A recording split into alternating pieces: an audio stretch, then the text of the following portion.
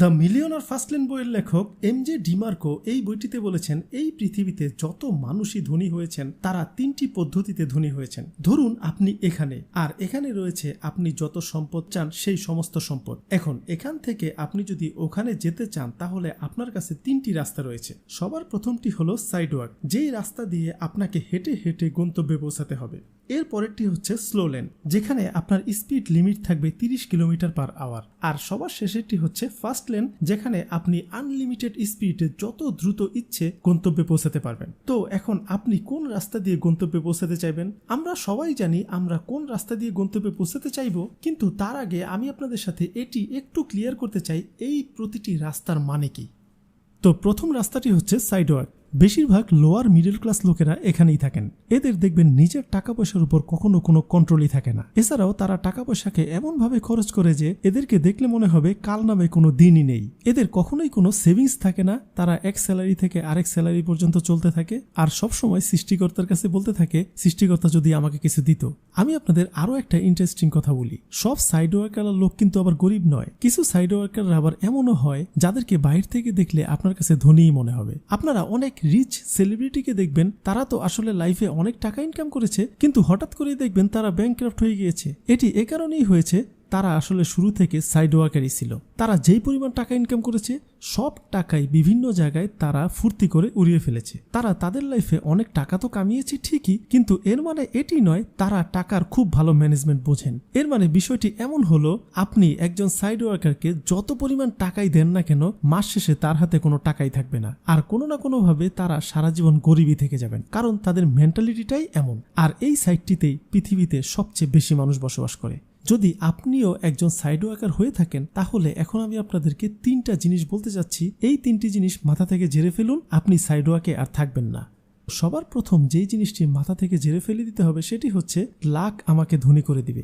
বেশিরভাগ সাইড ওয়ার্কাররা এটাই মনে করে ধনী লোকেরা তারা খুবই লাকি, তারা অনেক বড় ভাগ্য নিয়ে সৃষ্টিকর্তার কাছ থেকে এসেছেন, তাই তারা আজ এত ধনী। তারা এটি বলতে পারে কেন জানেন? কারণ তারা আসলে এটি দেখে না যেই লোকটি আজ অনেক ধনী হয়েছে তার পেছনের অনেকগুলো বছর সেই ব্যক্তি আসলে কত কষ্ট করেছেন। এর প্রকৃত দুটি এক্সাম্পল হচ্ছে, একটা মিস্টার মার্ক জুকারবার্গ, আর দ্বিতীয়টা হচ্ছে ওয়ো ফাউন্ডার রিতেশ আগারওয়াল। দেখবেন যখন মার্ক জুকারবার্গ খুব দ্রুত ধনী হয়ে গেল তখন কিন্তু সারা বিশ্বের সবাই অবাক, আরে এত কম বয়সে একটা মানুষ কত লাকি হলেই এত ধনী হতে পারে, বিলিয়নার, অনেক বড় বিলিয়নার হয়ে গিয়েছে এত কম বয়সে, এভাবে সবাই বলছিল। কিন্তু এই বিষয়টি কেউই খেয়াল করতে রাজি না। মার্ক জুকারবার্গ কিন্তু খুব ছোটবেলা থেকেই প্রোগ্রামিং করে আসতেছিল।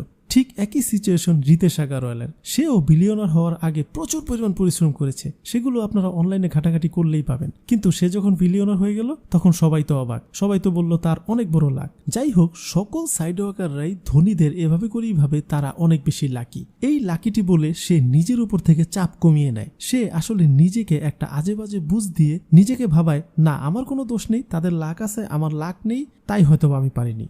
এরপর দ্বিতীয় যে জিনিসটি নিজের ব্রেন থেকে সম্পূর্ণ সরিয়ে ফেলতে হবে সেটি হচ্ছে, ধনী হওয়া কোনো ইভেন্ট নয়, এটি একটা প্রসেস।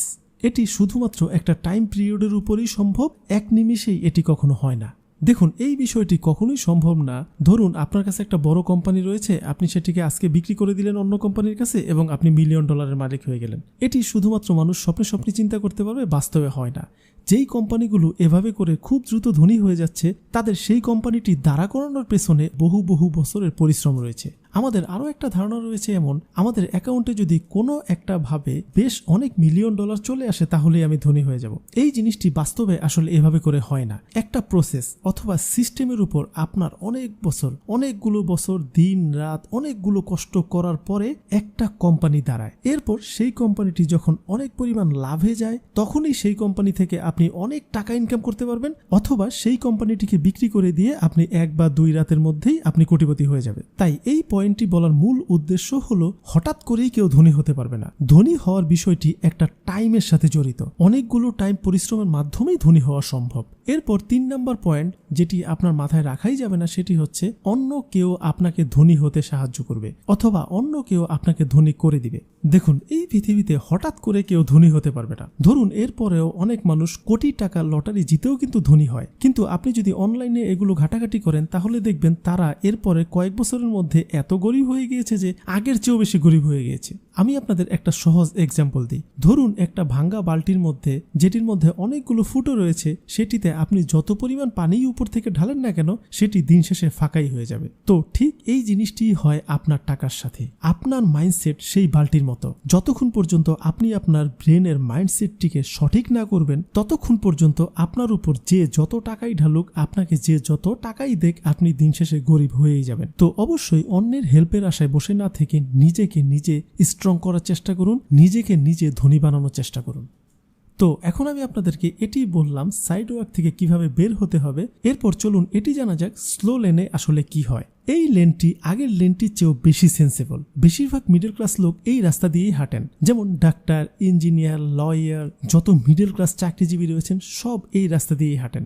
এই ধরনের লোক দেখবেন টাকা বাঁচায়, অতিরিক্ত টাকা খরচ করে না, অপ্রয়োজনীয় কোনো জিনিস কেনাকাটা করে না, তারা টাকাকে সঠিকভাবে জমায় এবং একটা সময় গিয়ে তারা ধনী হয়েই যায়। কিন্তু একটা সমস্যা হলো তাদের ধনী হতে হতে তাদের বয়স 50 থেকে 60 হয়ে যায়। হ্যাঁ, এই অপশনটি অবশ্যই একটা ভালো অপশন যদি আপনি আপনার লাইফে স্টেবিলিটি এবং সিকিউরিটি চান। এখন আমি আপনাদের একটা কথা বলি, আচ্ছা 60 বছর বয়সে আপনি যদি স্পোর্টস কার চালান তাহলে কি মজা পাবেন? টাকা পয়সা হলে লাভটাই কি যদি আপনি সেই টাকাকে সঠিকভাবে ইউজই না করতে পারেন? যদি সেই টাকা আপনার লাইফে পার্সোনালি কোনো কাজেই না আসে, আপনি আপনার লাইফের পুরা ইউথ ওয়েস্ট করে দিয়েছেন যেই টাকা কামানোর ক্ষেত্রে, সেই টাকা আসলে আপনার লাইফে তেমন কোনো এনজয় দিচ্ছে না, তাহলে বলুন এই টাকা ইনকাম করে লাভটা কি? আমি এখন আপনাদেরকে বলতে চাই কেন আপনার স্লো লেনে থাকা উচিত নয়। ধরুন আপনার বড় একটি অ্যাক্সিডেন্ট হয়ে গিয়েছে, এখন আপনি 1 থেকে 2 বছর হয়তো বা চাকরিতে যেতে পারবেন না। আপনিই বলুন তো আপনার চাকরিটা থাকবে আর এই 1 থেকে 2 বছর আপনার কোনো ইনকামই আসবে না, তাহলে আপনার ব্যাংকে যেই টাকা রয়েছে সেই টাকাও কি বাঁচবে? আবার ধরুন আপনি নিজে কোনো প্রকার ডিপ্রেশনে রয়েছেন, সেটা ফ্যামিলি প্রবলেম হতে পারে, অন্যান্য কোনো কারণে হতে পারে, আপনি প্রচন্ড ডিপ্রেশনে রয়েছেন। এখন আপনিই বলুন, আপনি যদি বিশ্রাম নিতে চান তাহলে কোম্পানি আপনাকে কয়েক মাসের জন্য ছুটি দিবে? এটি কখনো সম্ভবই নয়। দেখুন, মানুষের লাইফটা সম্পূর্ণ আনসার্টেন জিনিস দিয়ে ভরা, যে কোনো সময় যে কোনো জিনিস লাইফে ঘটতেই পারে। তাই আপনি যদি এই লেনে চলতে চান তাহলে আপনাকে মোটামুটি রিস্কের মধ্যে থাকতে হবে। দেখবেন আজকে থেকে 50 বছর বা 30 বছর আগে আমাদের দেশের লাইফগুলো এত এক্সপেন্সিভ ছিল না, বা আমাদের চাওয়া পাওয়াও এত বেশি ছিল না। তাই মানুষ অল্প টাকা ইনকাম করেছে, অল্প টাকা জমিয়েছে, সেই টাকা দিয়ে মোটামুটি একটা লাইফ লিড করেছে, তাদের কোনো সমস্যা হয়নি। কিন্তু আজকের যুগে যেই পরিমাণ লাইফ এক্সপেন্সিভ, যেই পরিমাণ খরচ মানুষের বেড়েছে, তাতে আপনি যে অল্প পরিমাণ টাকা জমিয়ে লাইফে কিছু করে ফেলবেন এটাও করতে পারবেন না। আবার যেই টাকা ইনকাম করছেন সেই টাকা থেকে যে অনেক টাকা সেভ করবেন তাও পারবেন না, কারণ আপনার প্রতি মাসে বেশ কিছু টাকা খরচ করেই এই সমাজে টিকে থাকতে হবে, তা না হলে সমাজে টিকে থাকতে আপনি পারবেন না। সো এমন একটা অবস্থায় আপনি কিন্তু টোটালি রিস্কেই থাকছেন।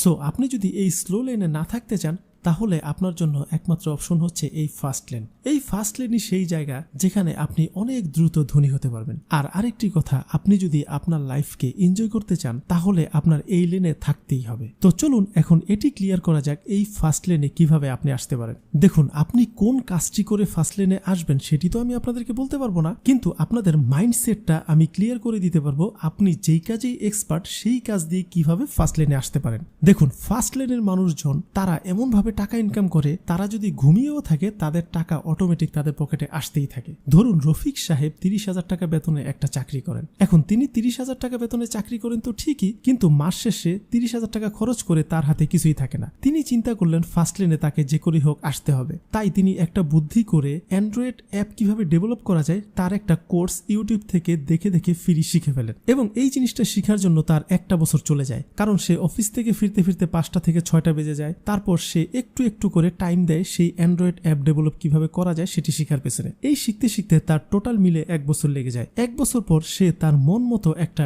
অ্যাপ ডেভেলপ করে ফেলে এবং সেটি গুগল প্লে স্টোরে আপলোড করে দেয়। আপলোড করার পর সে সেটিকে মার্কেটিং করার পেছনে আরো 6 মাস ব্যয় করে। সেই 6 মাসটি কেন ব্যয় হয়েছিল? কারণ সে আসলে জানতো না এই অ্যাপটাকে কিভাবে মানুষ পর্যন্ত পৌঁছানো যায়। সে সেই সময় সারাদিন অফিস করত, বাসায় এসে কিভাবে অ্যাপটিকে বিভিন্ন জায়গায় পৌঁছানো যায়, বিভিন্ন জায়গায় মার্কেটিং করা যায় সেটি শিখছিল এবং অল্প অল্প করে অ্যাপটিকে বিভিন্ন মানুষের কাছে পৌঁছাচ্ছিল। এভাবে করে 6 মাস চলে যায়, তার টোটাল 1.5 বছর সেখানে চলে যায়, তার একটি টাকাও ইনকাম হচ্ছে না। কিন্তু এরপর ধীরে ধীরে যখন তার অ্যাপটা একটু পপুলার হওয়া শুরু করলো, তখন দেখা গেল 6 মাসের মধ্যে তার অ্যাপটি প্রায় 50,000 মানুষ ডাউনলোড করে ফেললো, কারণ সেটি একটু একটু করে গুগল প্লে স্টোরে টপে চলে আসছিল। এবং সেই 6 মাস মিলিয়ে তখন তার অ্যাপ ডেভেলপমেন্টের পিছনে 2 বছর চলে গেল। এরপর যেই জিনিসটি ঘটলো, পরবর্তী 1 বছরে সে 1 কোটি টাকা ইনকাম করেছিল। কিভাবে সেটি আপনাদেরকে আমি একটু বলছি। 2 বছর বছর পর তার অ্যাপটি যখন 50,000 মানুষের কাছে পৌঁছে গেল, তখন সেখান থেকে তার ভালো একটা ইনকাম আসছিল। তার যখন সেই ভালো ইনকামটি আসছিল তখন সে তার চাকরিটিকে ছেড়ে যায় এবং সে ফুল টাইম তার অ্যাপটি পিছনে দিতে থাকে।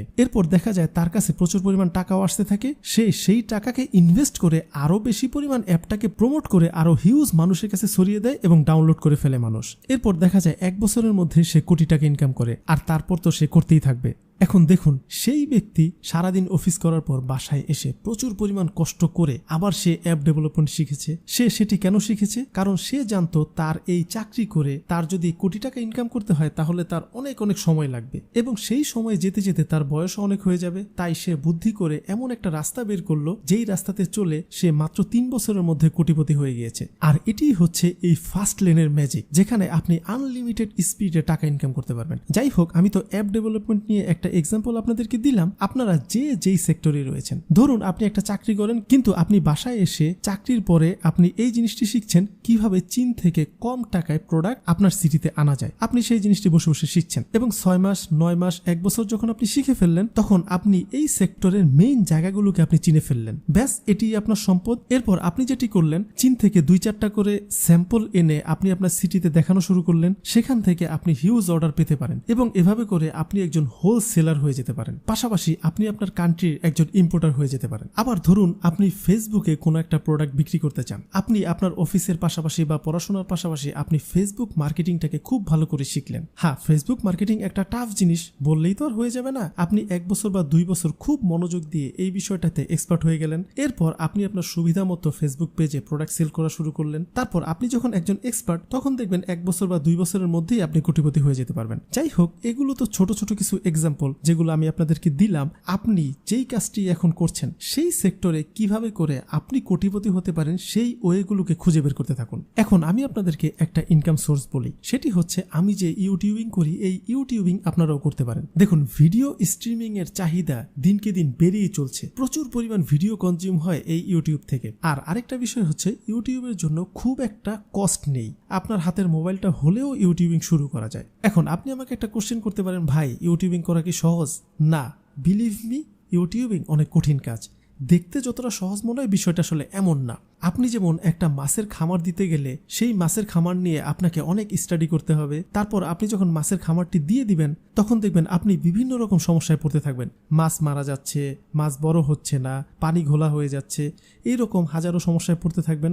এরপর আপনি সেই সমস্যাগুলোকে সলভ করতে থাকবেন। একটা সময় শিখতে শিখতে 1 থেকে 2 বছরের মধ্যে আপনি একজন ভালো মাছ চাষি হয়ে উঠবেন। ঠিক এভাবেই কাজ করে ইউটিউবটা। আপনি যখন ইউটিউবিং শুরু করবেন, তখন দেখবেন আপনি অনেক ধরনের প্রবলেমে পড়তে যাচ্ছেন। টাইটেল কি, ডেসক্রিপশন কি, ট্যাগ কিভাবে দিতে হয়, ইউটিউবের ভিডিও কিভাবে অ্যানালাইসিস করতে হয়, স্ক্রিপ্টিং কিভাবে আরো ভালো করা যায়, ভিডিওর এডিটিং কিভাবে আরো ইমপ্রুভ করা যায়, সাউন্ড ইফেক্ট, ভালো ভালো সাউন্ড ইফেক্ট কিভাবে অ্যাড করা যায়, মানুষের ব্রেন কিভাবে কাজ করে, কোন ধরনের মানুষ কোন ধরনের ভিডিও দেখতে পছন্দ করে, এরকম বহু জিনিস ইউটিউবিং এর ক্ষেত্রে লাগে। এখন এই জিনিসগুলো যখন আপনি একটু একটু করে দিনে দিনে সলভ করতে থাকবেন, তখনই আপনি একজন ইউটিউবার হয়ে যেতে পারবেন। তবে হ্যাঁ, কাজটা মজার, বিলিভ মি, কাজটা মজার, তবে টাইম কনজিউমিং।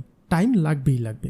যাই হোক, ফাস্ট লেন নিয়ে অনেকগুলো কথা বলে ফেললাম। মোট কথা, আপনাকে যে করেই হোক ফাস্ট লেনে আসতেই হবে। অল্প অল্প সময় দিয়ে পারেন আপনি আসেন, বেশি সময় দিয়ে পারেন আপনি আসেন, আপনাকে ফাস্ট লেনে আসতেই হবে। সো এই হচ্ছে পুরো ভিডিওটি আপনারা বুঝতে পেরেছেন কিনা, বা আমি যেই আসলে কনসেপ্টটি আপনাদের বোঝাতে চেয়েছিলাম এটি আপনারা ক্লিয়ার কিনা একটু কমেন্ট করে জানাবেন। আর অবশ্যই ভিডিওটিকে লাইক করতে ভুলবেন না। সবার শেষে আপনাদের কাছে আমার একটা রিকোয়েস্ট, প্লিজ আমার এই ভিডিওটি আপনারা আপনাদের কাছের মানুষদের সাথে একটু কষ্ট করে শেয়ার করে দিবেন, কারণ আপনার একটি শেয়ার কারো না কারো অনেক বড় উপকারে চলে আসতে পারে। ভালো থাকুন, সুস্থ থাকুন।